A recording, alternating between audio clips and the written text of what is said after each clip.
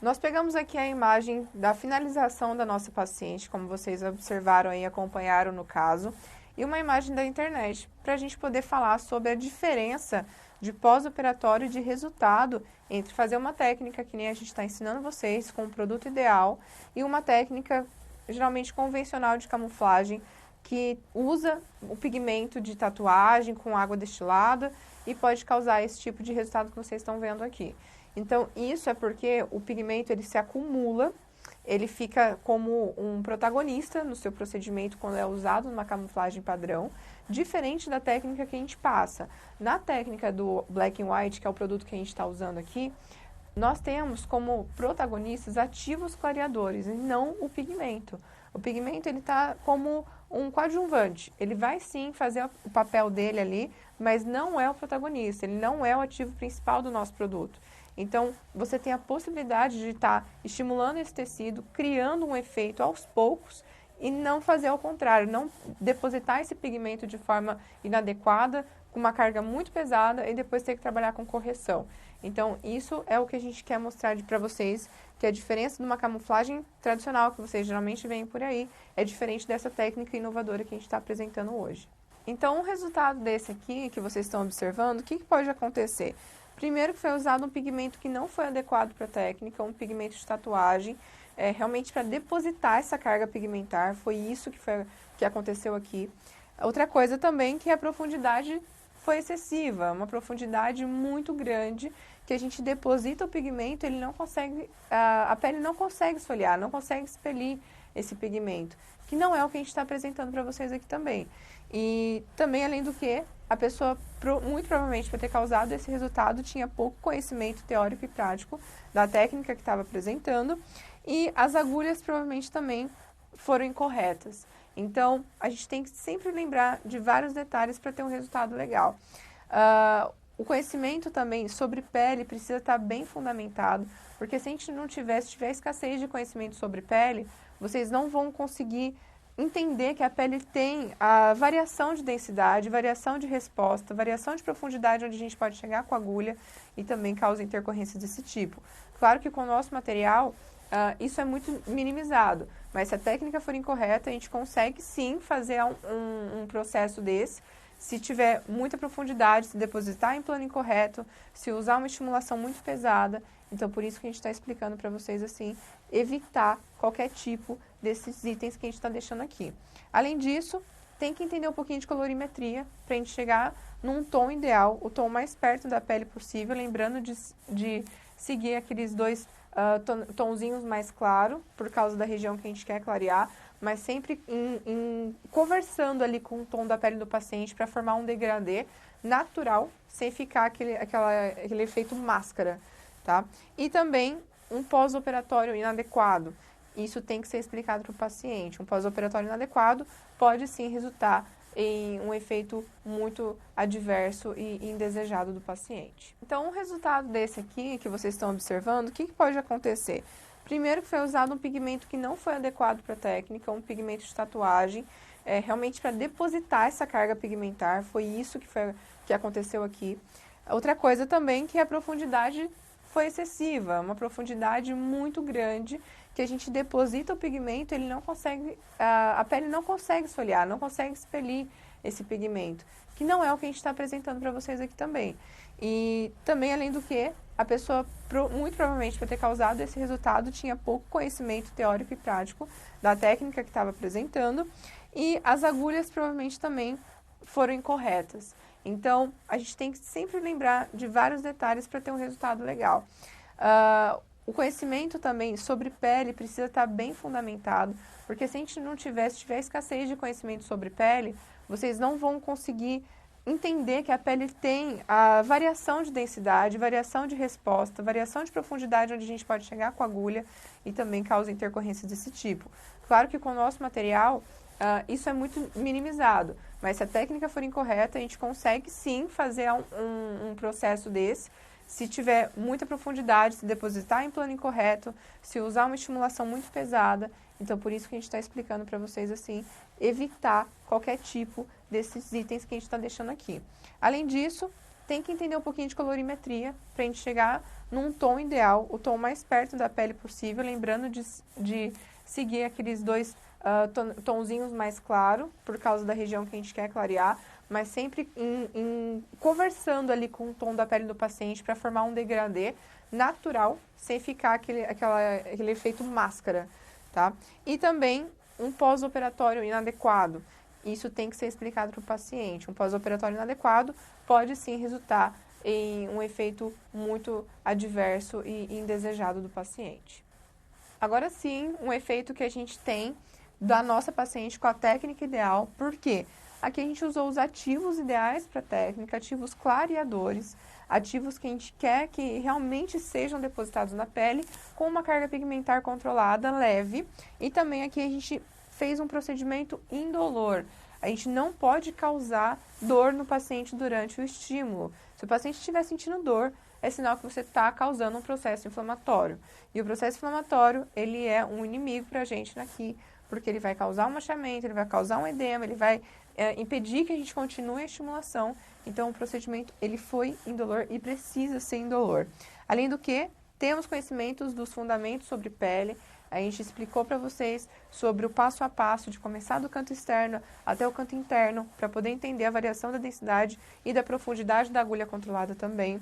A agulha precisa ser agulha de 5 pontas. Explicamos por que não usar a agulha de 36, a agulha nano, uma agulha maior. A gente precisa ter controle da deposição do produto e para onde a gente está estimulando. Uma ponta fininha, chanfrada, para a gente poder fazer o movimento de varredura controlado.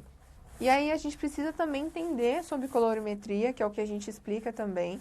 Precisamos entender os princípios básicos, pelo menos, de colorimetria, para a gente poder trabalhar com tonalidades, com tons claros, tons escuros, como que a gente faz essa mistura para chegar no ideal do fototipo. E, principalmente, o pós-operatório tem que ser bem orientado. A gente tem que orientar o paciente, isso é nossa responsabilidade. Nunca é culpa do paciente se você não orientou, porque a sua parte, como profissional, é orientar o paciente e como ele deve proceder após o término das sessões e conforme você for fazendo as outras sessões também, para ele poder se preparar, para poder usar os produtos ideais, para poder evitar sol, para poder usar o filtro solar ideal. Então, tudo isso é nossa responsabilidade. Se vocês puderem, façam sim o termo de conscientização do paciente, explicando que vocês orientaram com as explicações do pós-operatório, faça o paciente assinar, porque caso ele não siga suas orientações, ele se responsabilizará por possíveis causas de efeitos adversos, mas você fez a sua parte. Não tem como a gente controlar o cuidado do paciente no home care, em casa, mas a gente precisa sim estar respaldado com pelo menos algum documento assinado dizendo que vocês orientaram e dizendo todos os passos do pós-operatório que ele deve seguir. E aí eu pergunto para você, o que pode causar as olheiras em um paciente? Como nós já falamos anteriormente, alguns fatores eles vão induzir o aparecimento das olheiras. Esses fatores eles podem variar de acordo com os tipos, mas entre as principais causas nós vamos citar a hereditariedade, que é um fator genético que é muito presente, a má circulação sanguínea da região, noites mal dormidas que resultam em um cansaço físico acumulado, o excesso de melanina, o tabagismo e o consumo de álcool e drogas, doenças respiratórias, estresse físico ou até emocional, uma fotoproteção inadequada da área ou até mesmo a estrutura óssea natural do rosto. O próprio envelhecimento, o próprio processo do envelhecimento também acentua o aparecimento de olheiras por causa da frouxidão palpebral. Além disso, com esse mesmo processo do envelhecimento, nós temos uma remodelação da estrutura óssea e um derretimento dos coxins de gordura de sustentação da face. Quando a olheira é persistente, ela nunca melhora e gera um desconforto, um incômodo na autoestima, é aí que o paciente tem e precisa procurar a ajuda de um profissional. Vamos entender agora um pouquinho sobre quais são os tipos de olheiras que a gente pode encontrar no nosso dia a dia, na nossa rotina de consultório, de espaço estético, e qual é o tipo de olheira que a gente tem como alvo de trabalho para aplicar a nossa técnica de bioestimulação whitening. As olheiras elas são classificadas de acordo com a coloração, com a intensidade, com a pigmentação, com a estrutura das pálpebras e o mecanismo que as causa. Elas são classificadas da seguinte forma. Nós temos as olheiras vasculares, são olheiras que são de tom azulado, arroxeado ou até avermelhado, que se dão devido à má circulação do sangue na região. São aqueles tipos de olheiras que a gente percebe que se acentuam após uma noite mal dormida e também quando a pessoa tem a região palpebral, a pele muito fina e muito clara. Como a região palpebral inferior é uma região que circula muito sangue, são vasos que têm um sangue bem pigmentado, bem intenso, é muito fácil transparecer essa coloração sanguínea através de uma pele muito fina. Vamos falar um pouquinho agora sobre as olheiras pigmentares. Algumas pessoas possuem olheiras pigmentares por causa do excesso de melanina acumulada na região. Esse tipo de olheiras são olheiras que são caracterizadas com uma coloração mais amarronzada e são bastante notadas em peles de coloração morena a negra. Sobre as olheiras profundas, que é o nosso terceiro tipo de olheiras, nós sabemos que a principal causa delas é a falta de estrutura na região dos olhos, a falta de volume. É o tipo de olheira que se caracteriza com pessoas do olho muito fundo, muito profundo, devido a uma perda de volumetria pelo processo do envelhecimento ou até mesmo pela perda excessiva de peso. Já as olheiras mistas é quando nós temos algumas condições dessas misturadas em um único paciente. E aí a gente precisa entender também quais seriam as melhores abordagens para tentar atenuar essa manifestação. Contudo, nós sabemos que existe algumas chances da gente evitar o aparecimento de olheiras, e algumas dessas opções são bem simples de serem seguidas. O primeiro passo para evitar o aparecimento dessas indesejadas é o uso do filtro solar. O efeito solar ele inibe a oxidação das células e bloqueia o efeito da luz sobre a pele e sua consequente pigmentação. Outras formas de evitar o surgimento de olheiras são evitar o cigarro, não fumar, principalmente, evitar coçar a região, porque assim a gente consegue fazer o rompimento de alguns vasos sanguíneos e levar ao escurecimento da região. Além disso, fazer exercícios físicos com regularidade, ter uma boa alimentação, também são boas formas de evitar o aparecimento de olheiras. Sem contar que uma boa higiene e evitar dormir de maquiagem também são fatores básicos para que elas não apareçam. Lembrando que essas aqui são algumas orientações que sim, podem prevenir o aparecimento, mas, dependendo da constância com que a gente percebe a manifestação das olheiras, é necessário que a gente procure a ajuda de um profissional para o tratamento. Muitas pessoas confundem as olheiras com as bolsas embaixo dos olhos. Vamos entender a diferença entre esses dois tipos de situações e saber qual delas é a real indicação da nossa técnica. As bolsas na região subocular se dá pelo acúmulo de gordura na região ou até mesmo pela flacidez da pele ou da própria musculatura. Por causa disso, a gente tem a visão dos olhos bem inchado e com um natural aspecto de cansaço. Geralmente, para a gente conseguir tratar bolsas, a abordagem é cirúrgica para a gente poder remover e sanar esse problema como um todo. Já as olheiras propriamente ditas são áreas escurecidas e naturalmente deprimidas. Nesse caso, na maioria das vezes, o tratamento não inclui cirurgia, mas as duas situações podem ser confundidas porque a presença de bolsas na região subocular pode aumentar a manifestação das olheiras. Até porque existem muitos vasos ali irrigando essas bolsas que pode alterar a coloração da região.